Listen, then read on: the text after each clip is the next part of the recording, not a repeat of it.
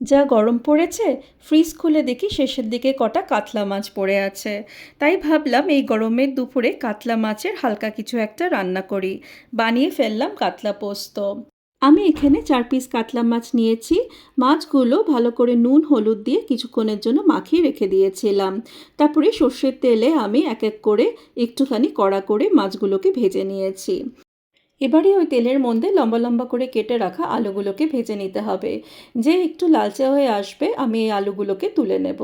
ওই তেলের মধ্যে আর একটু তেল দিয়ে দিলাম কালো জিরে ফোড়ন আর থেতো করা রসুন। একটুখানি ভাজা ভাজা হয়ে আসলে ভেজে রাখা আলুগুলো দিয়ে দেব। কিছুক্ষণের জন্য নাড়াচাড়া করে আমি দিয়ে দেব স্বাদ মতো নুন আর পোস্ত বাটা। পোস্ত বাটাটা বেশ আলুর সাথে ভালো করে মিশিয়ে নিতে হবে।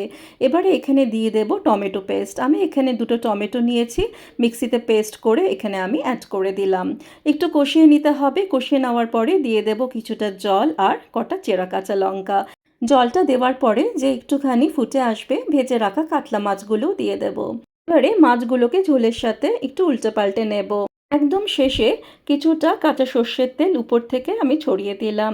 এবারে গ্যাসের ফ্লেম অফ করে কিছুক্ষণের জন্য আমি ঢাকা দিয়ে রেখে দেবো। ব্যাস তৈরি হয়ে গেল এই কাতলা পোস্ত। গরম গরম ধোয়া ওঠার ভাতের সাথে পোস্ত বাটার মাখো মাখো গ্রেভিতে সে এক অনন্য স্বাদ।